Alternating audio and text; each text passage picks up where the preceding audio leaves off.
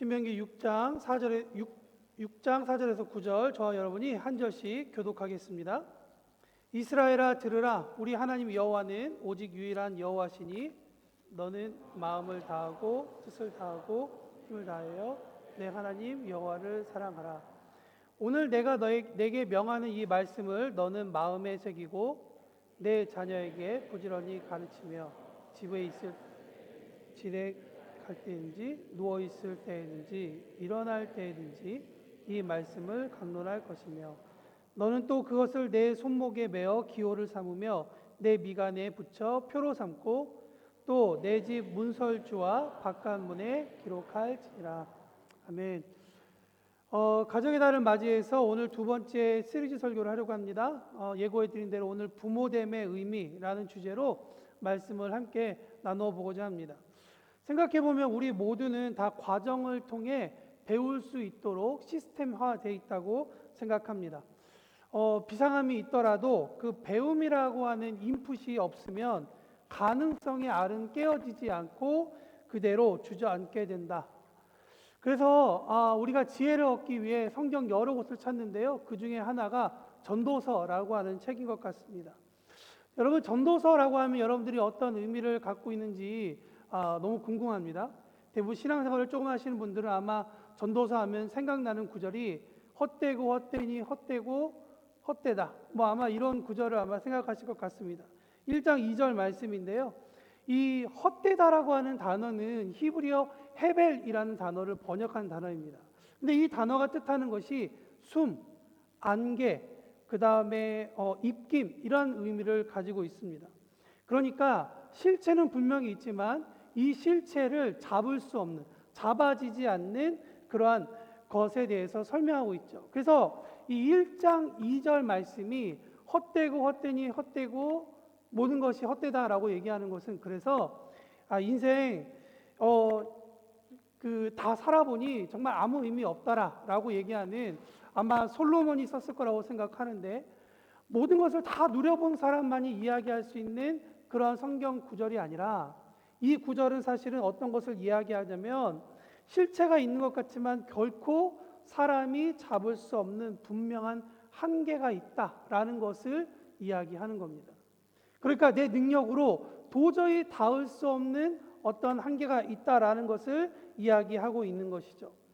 그래서 전도서는 위에서 말씀드렸다시피 사람이 잡고자 하나 결코 잡을 수 없는 분명한 한계를 인정하면서 3절 말씀에 이렇게 써 있습니다. 해 아래에서 수고하는 모든 수고가 사람에게 무엇이 유익한가? 라고 이야기를 하고 있습니다. 이것은 무엇을 얘기하느냐? 인생 존재의 이유를 발견하지 못하면 인생은 헤벨 아무 의미도 없는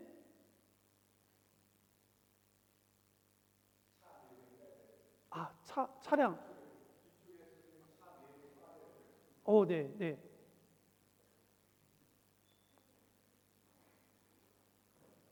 영상으로 보시는 분들은 라이브의 묘미가 이런 겁니다.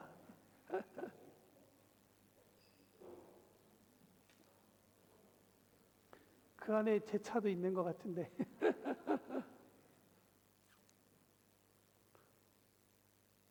막간을 맞이하여 예전에 저희 장모님이 하남 쪽에 계셨는데요. 하남이 막 개발될 때 강동구에서 목회하시던 목사님이 하도 주차장 문제가 있어가지고 하남에 새로운 교회를 그러니까 새롭게 지으면서 너무 그게 스트레스 받아가지고 우리는 지하 5층까지 주차장 판다 그래서 정말 지하 5층까지 주차장을 판 교회가 있어요. 그 교회의 목표는 주차 문제에 대해서 해결 없도록. 저희 교회도 좋은 또 생각해보면 로마에서 이렇게 예배를 드릴 수 있는 환경이 있는 게 또 어딥니까? 여튼 아까 말씀드린 것처럼 어쩌면 잘못 이해하면 해 아래에서의 모든 수고가 전부 다 우리의 존재 이유를 발견하지 못하면 헤벨 다 헛되고 헛되다. 그래서 내가 이렇게 인생 살아봐야 뭐하냐, 내가 주차 잘해봐야 뭐하냐, 갑자기 예배 시간에 나와가지고 차 빼라고 얘기하는데 이쁘게 주차해봐야 뭐하냐, 막 이런 생각이 들 수도 있다는 얘기죠. 근데 여러분, 반대로 생각을 해보면 무엇이냐면, 인생의 존재 이유를 발견하면 내가 내 생각해 볼 때 그냥 입김처럼 사라지고 안개처럼 잠깐 있다가 없어지는 것 같은 그러한 인생도 이 인생의 의미를 찾을 수 있구나라는 것을 이야기해 주고 있는 겁니다. 그래서 전도서 말씀을 계속 읽어보면 3장 14절에 이런 말씀이 있습니다. 3장 9절부터 14절 말씀 조금 긴데요, 제가 읽어드리겠습니다. 일하는 자가 그의 수고로 말미암아 무슨 유익이 있으리야? 하나님이 인생들에게 노고를 주사 애쓰게 하신 것을 내가 보았노라. 하나님이 모든 것을 지으시되 때를 따라 아름답게 하셨고 또 사람들에게는 영원을 사모하는 마음을 주셨느니라. 그러나 하나님이 하시는 일의 시종을 사람으로 측량할 수 없게 하셨도다. 사람들이 사는 동안에 기뻐하며 선행하는 것보다 더 나은 것이 없는 줄을 내가 알았고 사람마다 먹고 마시는 것으로 낙을 누리는 것, 그것이 하나님의 선물인 줄도 또한 알았도다. 하나님께서 행하는 모든 것은 영원히 있을 것이라. 그 위에 더할 것도 없고 그것에서 덜할 수도 없나니 하나님이 이같이 행하심은 사람들이 그 앞에서 경외하게 하려 하심인 줄을 내가 알았도다. 이 전도서 3장에 일하는 사람의 수고의 의미를 아래와 같이 이야기하고 있습니다. 특별히 이 성경 말씀에 보면 하나님께서 모든 것을 지으실 때 때에 따라서 아름답게 하셨다라고 이야기합니다. 여러분, 때라는 단어는 어떠한 시간대, 특별히 시즌에 대해서 이야기하고 있습니다. 제가 로마에 살면서 되게 감사한 것은 남미나 아니면 서울에 있을 때는 못 느꼈던 건데, 저녁에 이제 그 해가 다 지어서 석양이 지을 때가 되면 그 노을이 너무나도 아름답다는 것을 봅니다. 그래서 그때쯤에 바깥에 나가서 하늘을 바라보면 이 로마의 석양이 얼마나 예쁜지, 이 노을이 얼마나 예쁜지 하나님의 그 아름다움을 경험할 수가 있습니다. 근데 이 노을이 아무리 예뻐도 대낮이나 한낮이나 아니면 새벽이나 밤 늦게는 볼 수 있지가 못합니다. 무슨 말이냐? 이 노을도 아름다운 것도 때가 있다는 겁니다. 때가 되었을 때 비로소 해별과 같지만 잠시 존재하는 것 같지만 잡을 수 없는 그 아름다움이 잠시 펼쳐졌다가 사라진다는 것을 이야기합니다. 여러분, 왜 여행을 떠납니까? 그리고 이 자리에 오신 분들 중에 여행 왜 다니십니까? 피땀 흘려 고생하며 번 돈 아깝지만 한순간의 아름다움을 가슴에 담아서 내가 있는 곳으로 다시 돌아가서 새로운 아이디어와 또 힘을 얻어서 다시 일상에서 나에게 허락하신 그 일을, 주어진 일을 잘 살아내게 하기 위해 여행하지 않습니까? 혹시나 마음 가운데 여행 가도 어차피 유튜브에서 본 거랑 똑같더라, 그냥 돈 아끼자라고 생각하시는 분, 저처럼 있을지 모르겠습니다. 그렇게 말한다면 어쩔 수 없죠. 하지만 곰곰이 생각해 보면 누군가가 본 그림만 가지고 내가 그곳에 가서 내가 거기에서 정보를 얻고 나의 어떤 힘을 얻기보다 나에게 혹시 그 시간이 허락된다면 그곳에 가서 나에게 주신 그 시간대에, 그 시즌에 주신 은혜를 경험하는 건, 여러분, 그것은 영원한 것이 아니라 잠깐의 순간 가운데 오는 그 아름다움의 기쁨입니다. 하나님의 예수를 경험한다는 것은 그런 것을 의미하죠. 그래서 이 아까 읽어드렸던 전도서 말씀에 보면 하나님이 모든 것을 지으시고 때를 따라 아름답게 하셨다라고 얘기하는데요, 성경에서 말하는 아름다움이라는 뜻은 무슨 뜻이냐면 그 사람 뒤에서 빛이 난다라는 의미를 가지고 있습니다. 그러니까 연예인들 보면 빛난다라고 이야기를 하죠. 그죠? 그런 의미가 이 단어 가운데 있는 겁니다. 무슨 말입니까? 그 사람과 그 사람의 아름다움을 드러내기 위해서 그 사람이 걸어가는 곳마다 어떤 때에는 특별히 하나님께서 스팟라이트를 주셔서 그 사람의 인생을 드러나게 하셔서 그를 통해 영광 받으신다라는 것이 오늘 성경에 이야기하고 있는 아름답게 하신다라는 삶입니다. 그러므로 누군가의 아름다움을 보고 내가 그 아름다움에 있어서 시기할 필요도 없고, 나의 하나님께서 나에게 주신 때, 나의 적당한 그때에 우리가 하나님의 아름다움을 경험하게 될 것이라는 것입니다.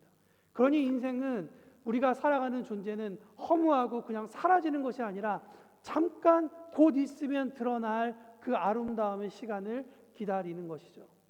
요즘 공동체 성경 읽기를 우리 교회가 하고 있습니다. 읽어가면서 이런저런 생각이 듭니다. 출애굽하는 동안 이집트에서 나온 세대도 있고 광야에서 자라난 세대가 있는데 이 40년이라는 특별한 시간을 보내면서 각 가정은 어떻게 그 시간을 보냈을까?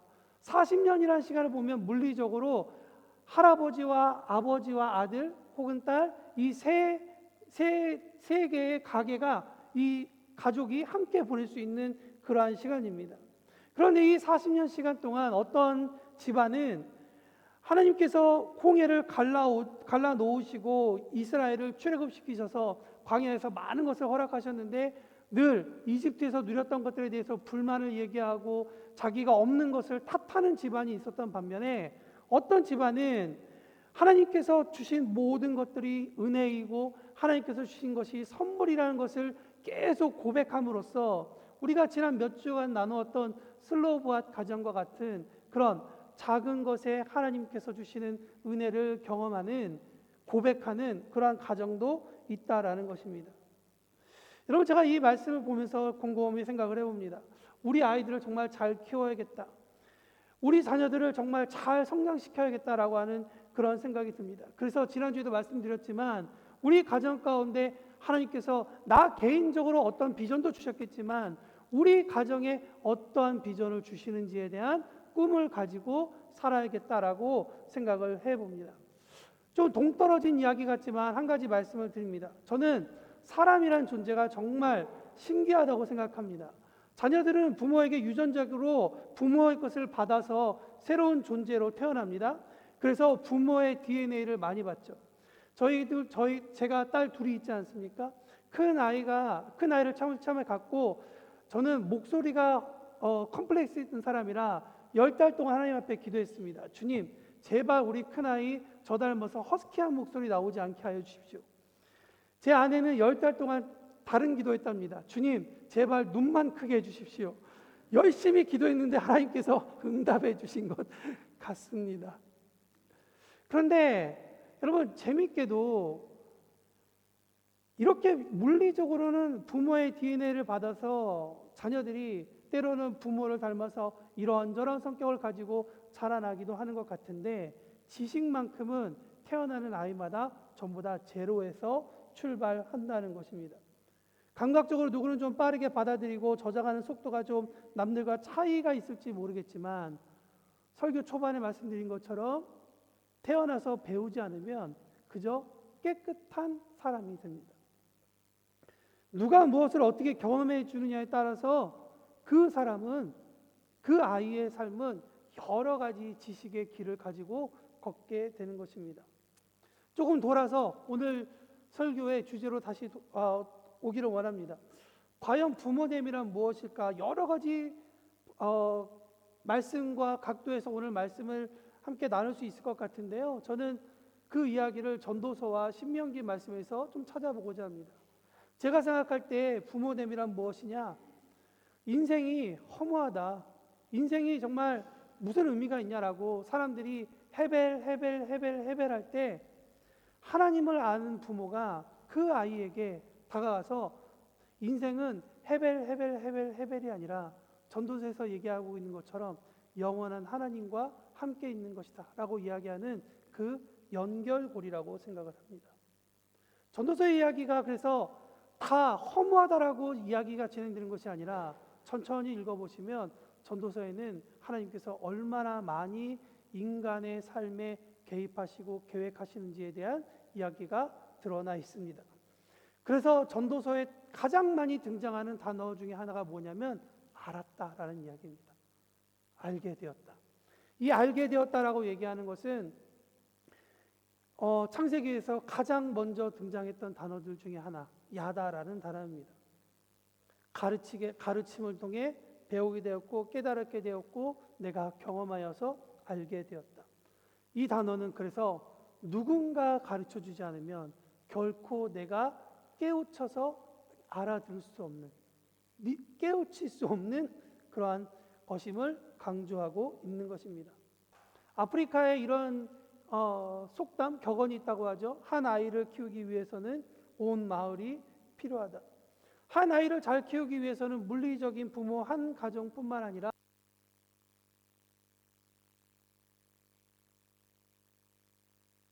때 성인 세례식과는 조금 다른 특별한 순서가 있습니다. 그것은 뭐냐면 집례자가 회중들에게 한 가지 약속을 받아내고 그 다음에 유아 세례자에게 세례를 줍니다. 내용은 이렇습니다.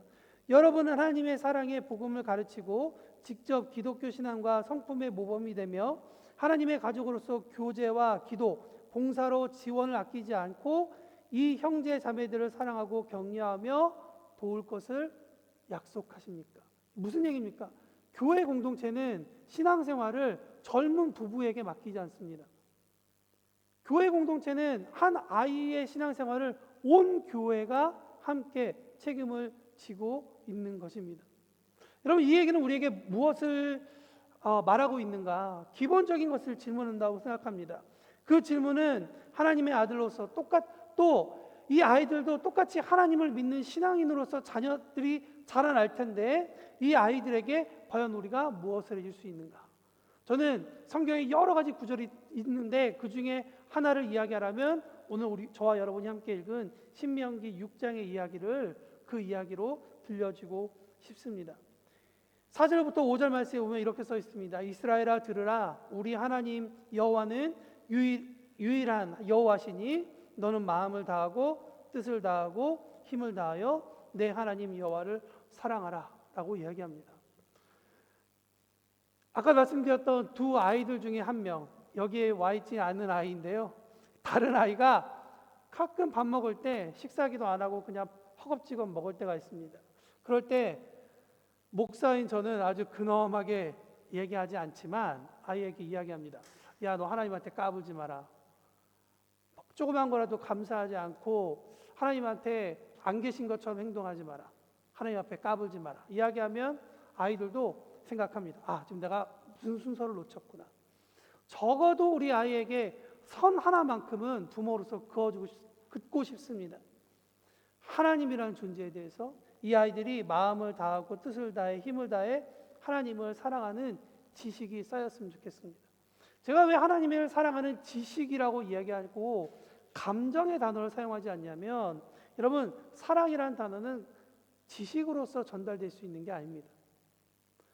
부모가 하나님을 사랑하는 것이 참되어 좋아 보이면 아이들도 그것이 좋기 때문에 따라하게 되어 있습니다. 그렇기 때문에 하나님은 부모들에게 이야기하고 있습니다. 너희가 나를 참으로 따라야 한다. 나를 참으로 사랑해야 된다라고 이야기하는 것이죠. 부모가 하는 만큼 아이들은 자라나게 되는 것입니다. 그렇기 때문에 오늘 이 자리에 함께 예배드리고 있는 어린 우리 중고등부 학생들, 우리 교회는 중고등부 학생부터 예배드리고 있으니까 아니면 약간 젊은 청년들까지 그분들에게 권면하고 싶습니다. 오늘 예배를 함께 드리는 여러분께서 하나님은 여러분들을 끝까지 사랑하시고 지켜주실 뿐만 아니라 앞으로 여러분의 삶 가운데서 가장 좋은 것으로 여러분의 삶을 이끄실 분이라는 사실을 여러분은 꼭 기억하시기 바랍니다. 믿으십니까? 네, 저기 중고등부만. 청년들이 생각해서 대답하셨구나. 우리 중고등부만. 믿으십니까? 네. 만약에 이게 이상하다. 그런데 우리 엄마 아빠는 왜 안 그러는 것처럼 보이지? 라고 부모님이 너무 가까이 있어서 잘 보이지 않을 수도 있어요. 그럴 때는 교회 장로님들, 권사님들, 집사님들, 형, 누나, 이모, 삼촌이라고 불리우는 교회에 여러분들과 함께 신앙생활하고 있는 분들의 모습을 보시기를 바랍니다. 그래서 그분들의 삶에 하나님께서 어떻게 일하시는지를 여러분들이 보시고 하나님께서 여러분의 삶 가운데 일하실 것이라는 것을 기대함으로 여러분들이 믿고 나아가시기를 예수의 이름으로 축원합니다. 아멘. 또한 형, 누나, 이모, 삼촌이 되시는 장로님, 권사님, 집사님들께도 권면드리고 싶습니다. 우리 자녀들의 부모가 되어 주십시오. 여러분들에게 아이들이 여러분들을 통해 하나님을 경험할 수 있도록 여러분의 삶을 헌신해 주시기를 부탁드립니다. 오늘 본문의 4, 5절 말씀이 먼저 우리 가운데 있어야 한다고 생각을 합니다. 마음을 다하고 뜻을 다해 힘을 다해 하나님을 사랑하는 것, 그리고 그것을 우리 마음 가운데 새겨 넣는 것입니다. 하나님은 우리에게 말씀하십니다. 신앙생활은 잠시 번쩍이는 인사이트로 할 수 없다. 신앙생활은 100m 경기가 아니라 마라톤이다. 가슴에 새기는 수고와 노력이 절대적으로 필요한 것이 신앙생활이라고 저는 생각합니다. 그렇기 때문에 7절 말씀처럼 부지런히 가르쳐야 합니다. 여러분 아시겠지만 부지런히 가르치려고 하는 사람이 먼저 부지런하게 준비해야 됩니다. 가슴에 새긴 하나님을 향한 사랑과 하나님에 대한 지식이 더 깊어져야 하죠. 삶에서 일어나고 있는 하나님의 은혜에 대해서 다음 세대에게 가르쳐야 한다고 성경은 이야기합니다. 제가 아까 읽어드렸던 이 전도서 3장 12절에서 13절은 이야기합니다.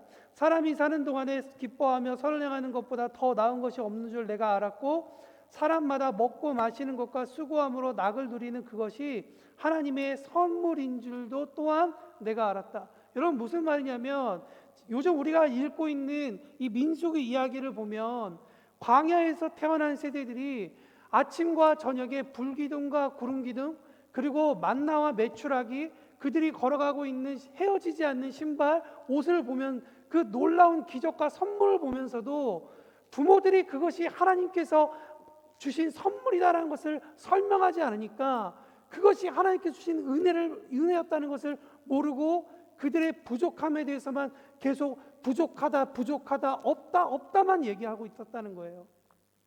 그런데 부모가 이것을 보고 이것이 하나님께서 우리에게 주신 선물이야, 이것이 하나님께서 너를 사랑하고 있는 증거야 라는 것을 작은 것에서 찾아내어서 아이들에게 가르치면 이 세대가 우리는 다 허무해, 우리는 존재할 이유가 없어, 우리 그냥 돈이나 벌자라고 비전 없이 살아가는 세대 가운데에서도 비전을 갖고 하나님께서 주시는 꿈을 따라서 광야를 지나가며 자기의 그릇을, 자기에게 주신 그 소망을 찾아낼 수 있다라는 겁니다.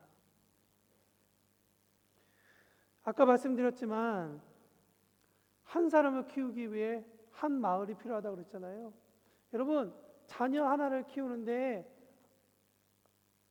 아버지와 어머니 둘이 키운다면 아무리 이 아이에게 많이 가르쳐도 이 아이가 볼 수 있는 비전은 두 가지 갈래밖에 없습니다. 그런데 이 가정에 이 아이에게 100명의 부모가 생긴다면 1000명의 부모가 생긴다면 어떤 부모는 지식적으로, 어떤 부모는 감성적으로, 어떤 부모는 그들을 이해하는 아주 따뜻한 마음으로, 어떤 부모는 아주 냉철하게 인생을 바라보는 그러한 부모로 이 아이들의 인생에 찾아와서 하나님을 소개하고 하나님을 알려주고 하나님께서 그에게 주신 비전을 찾게 하신다면 이 아이는 우리가 감당할 수 없는 정말 어마어마한 그 길과 가능성을 갖고 살아갈 수 있는 우리 아이들이 될 거라고 믿습니다.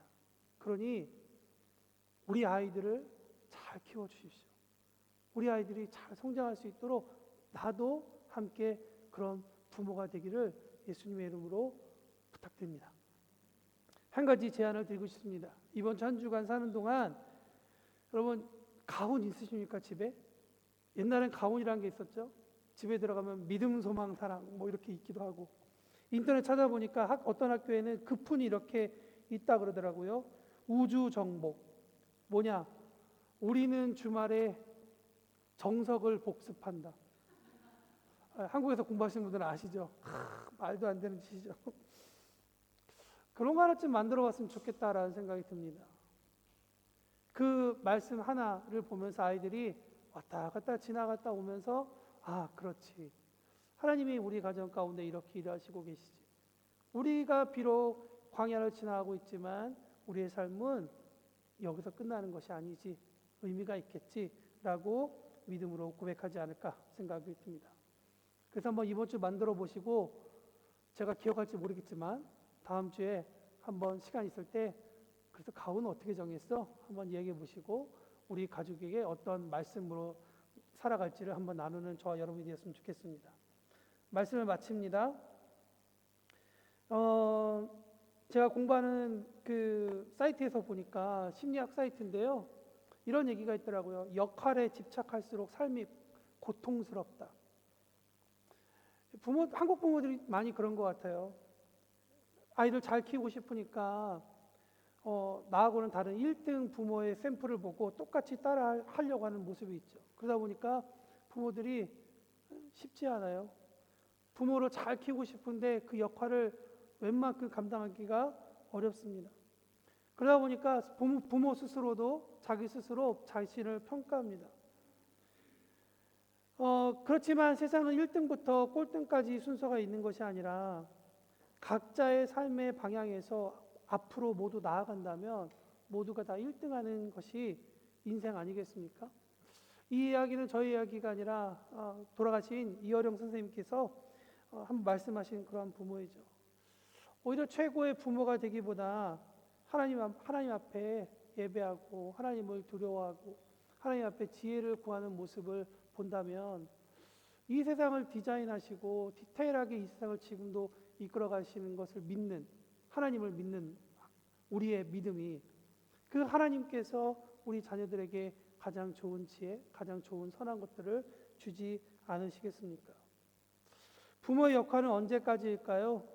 저는 여러 가지 생각해 보지만 죽음 이후로도 계속된다고 생각이 됩니다. 때마다 생각나고 곱씹고 묵상될 때 부모의 의도와 선한 마음을 자식들은 뒤늦게서야 깨닫게 되는 것이죠. 저는 아직 부모님이 살아계시지만 제가 이민 떠나기 전에 할머니, 할아버지를 모시고 살았어서 그분들이 돌아가시고 난 다음에 이민을 떠났기 때문에 늘 이 부분에 있을 때는 우리 할머니, 할아버지가 생각납니다. 특별히 할머니가 몸이 그렇게 좋으신 분이 아니셨는데 겨울에 되면 집에서 조금만 언덕 위에 올라가면 조그만 교회가 있었는데 그렇게 새벽마다 할머니하고 같이 자다가 깨면 할머니가 안 계셨고 조금 있다 할머니가 들어오시면 찬 기운과 함께 들어오셔서 할머니한테 물어봤습니다. 할머니 뭐 하다 오셨어요? 교회 갔다 왔다. 뭐 하셨어요? 너희들 위해서 기도했지 라고 하는 이야기가 오랫동안 제 마음 가운데 남아 있습니다. 할머니의 그 기도가 오랫동안 쌓였겠죠. 쌓여서 우리 부모님의 세대에도 그리고 저에게도 그리고 우리 할머님은 보지 못했지만 그 할머니의 증손자 세대까지도 그렇게 할머니의 기도가 계속 연결되는 거 아닌가라는 그런 생각이 듭니다. 오늘 찬송가 576장 부르실 건데요. 예전 찬송가에는 없었던 새로운 찬송가입니다. 근데 제가 장례식 때마다 꼭 부르는 찬송가입니다. 육신의 부모님을 통해 또한 교회 안과 바깥의 영적인 부모님과 스승님들이 그분들의 걸어가신 그 길이 떠오를 때면 이 찬양을 부르면 항상 마음 가운데 그렇지, 그분들의 기도와 그분들의 마음이 있었지 라는 생각이 들어서 참 위로가 되는 찬양입니다.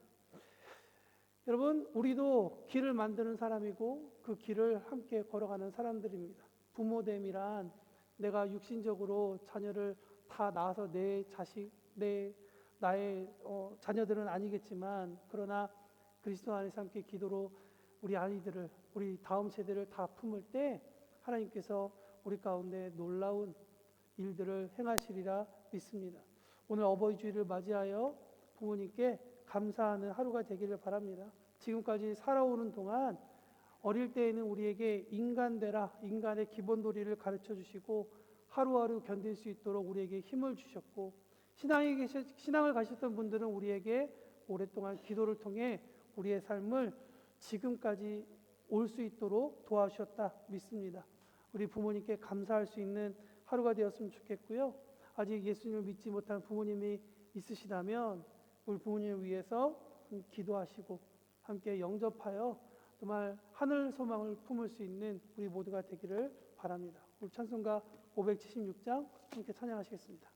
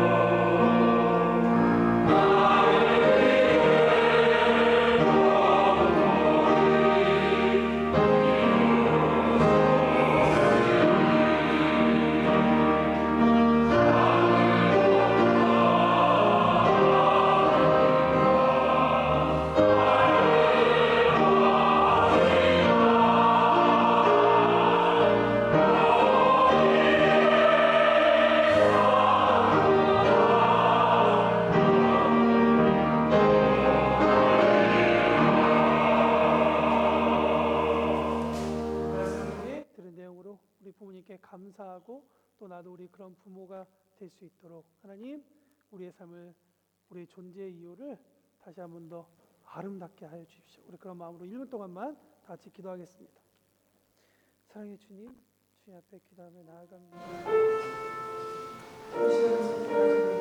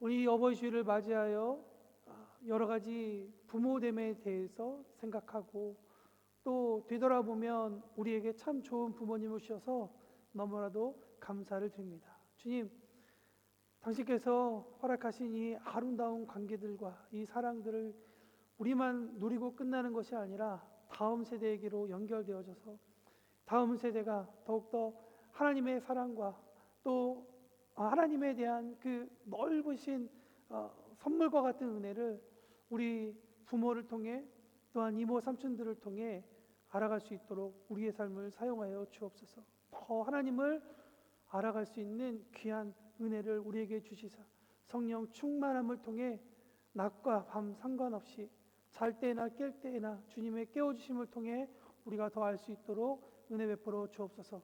감사드리며 예수님의 이름으로 기도합니다. 아멘.